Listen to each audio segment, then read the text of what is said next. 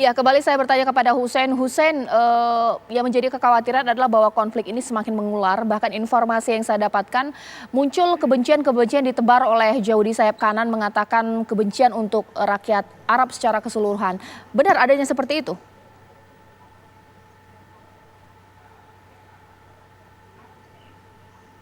Iya, memang di Israel itu ada beberapa tingkatan masyarakat ya, ada beberapa jenis-jenis Yahudi. Ada Yahudi yang memang sangat keras atau radikal terhadap para warga lokal, dan memang setiap hari itu mereka berusaha memprovokasi agar diadakan genosida terhadap para warga lokal. Ada juga Yahudi yang sebetulnya mereka tidak setuju dengan adanya negara Israel, memang bermacam-macam.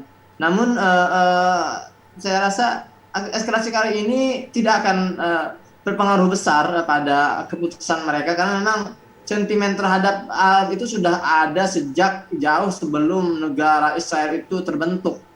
Jadi tidak akan terlalu berpengaruh setelah eskalasi seperti ini. Baik, Hussein, terima kasih banyak atas waktunya. Kita tunggu nanti laporan-laporan Anda yang terbaru dari sana. Tetap jaga kondisi dan keselamatan Anda dan juga keluarga. Mungkin saya ke Prof. Makarim. Prof. Makarim, ini ada apa? Kenapa kemudian konflik seakan-akan menyebar kemana-mana? Bahkan kebencian juga ditebarkan oleh kelompok Yahudi sayap kanan yang memang bahkan genosida pun terlontar dari mereka. Seperti apa? Kalau kita lihat ya, dulu waktu election kira-kira 3 tahun lagi yang lalu, itu suaranya Benjamin Netanyahu sama Partai Buruh itu sudah begini, berimbang. Nah, terus orang malah mengatakan bahwa ini gilirannya Partai Buruh yang menang ya. Tetapi dalam sisa waktu 6 hari, itu Benjamin Netanyahu pergi keluar kampanye anti Arab. Ya, dan ternyata suara itu berubah gitu. Jadi dia merasa sekarang hasil dari pemilihan umum yang lalu kan suaranya jatuh. Nah, dia itu ingin mencari bagaimana memperbaiki bentuk suaranya itu. Nah, kedua ya, bahwa yang jadi masalah itu kan parlemen Israel itu sudah memutuskan tahun 1980 bahwa Yerusalem itu adalah miliknya Yahudi. Ya, nah, padahal pada waktu diserahkan oleh Inggris kepada PBB itu sudah disepakati oleh Yahudi bahwa dia bisa merdeka sama-sama antara Palestina sama Israel. Nah, kemudian mengenai Yerusalem dibicarakan bersama-sama, gitu, bukan ditentukan oleh Israel, gitu. Ya, itulah kira-kira. Jadi ini adalah merupakan satu batas, ya, toleransi di mana kalau tidak diselesaikan, ini akan menghimpun betul-betul suatu istilahnya ya intifada dalam bentuk baru lah ya. Gitu. Baik, sedih teramat sedih mungkin yang kita rasakan sebagai umat muslim, mengingat kita seharusnya momen lebaran merupakan hari raya kemenangan kita bersuka cita, tapi saudara-saudara kita pastinya hidup dengan penuh ketakutan dengan serangan darat dan juga udara. Langsung saja saya minta ini bagaimana kita harus bersikap dengan Ustadz Riza Muhammad yang juga telah tersambung bersama saya di sini. Assalamualaikum warahmatullahi wabarakatuh, Ustadz. Waalaikumsalam warahmatullahi wabarakatuh, Mbak Caca. Ya Ustadz, ini menjadi pertanyaan saya dan mungkin seluruh masyarakat Indonesia. Kita harus bersikap seperti apa? Pastinya kita mendoakan, tapi banyak juga yang seakan terpancing kemarahannya mengingat saudara-saudara kita saat ini di Palestina begitu hidup dengan ketakutan. Ya, masalah Palestina dan Aqsa ini adalah masalah kita. Sebab dalam sebuah hadis Rasulullah SAW mengingatkan kita, riwayat Bukhari dan Muslim, la tushaddur rihalu illa ila thalathi masajid.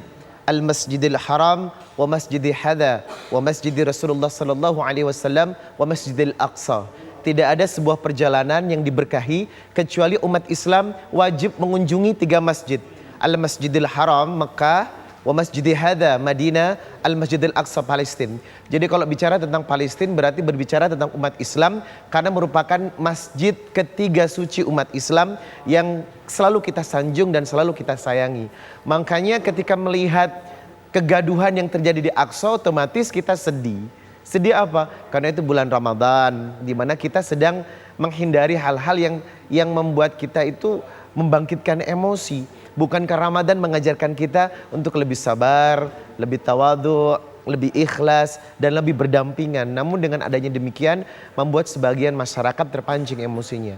Oleh karenanya selaku umat Islam kita harus tetap bersikap secara arif. Yang pertama melihat konflik ini secara proporsional. Artinya tidak bisa membabi buta atau juga mengambil informasi yang salah. Yang pertama yang kita lakukan adalah doa. Rasulullah mengajarkan laisa syai'un akramah 'alallah minad doa.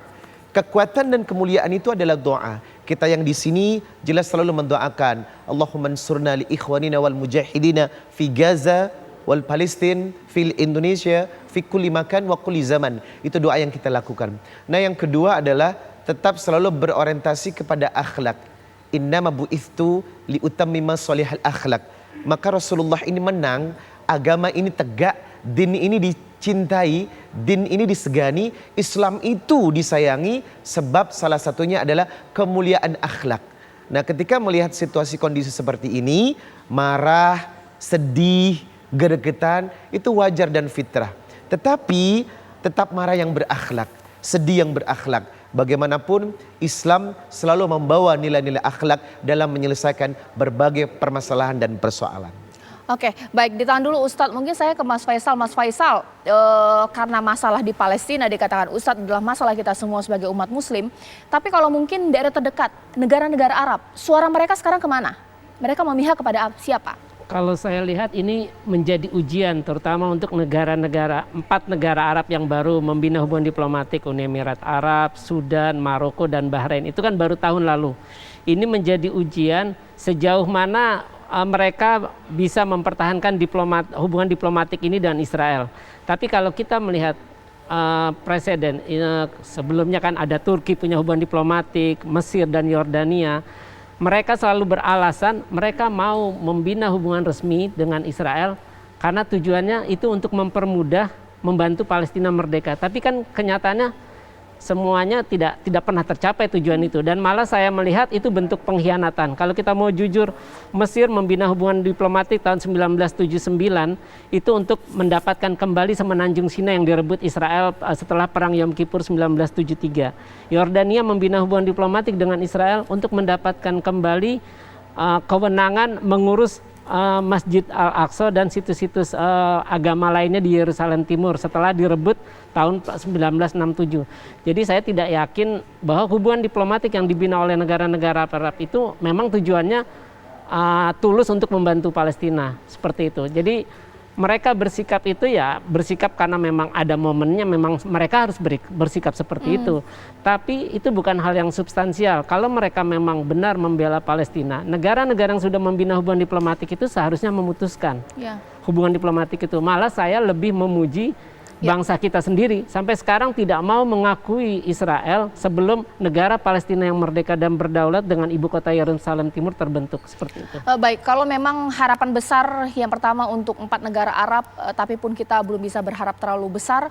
Tapi deklarasi bersama sudah dilontarkan oleh Dewan Keamanan PBB. Nanti saya akan bertanya kepada Prof. Makarim, mengingat Prof. Makarim juga menjadi pelapor khusus PBB untuk situasi HAM di Palestina. Nanti boleh diceritakan usai jeda berikut.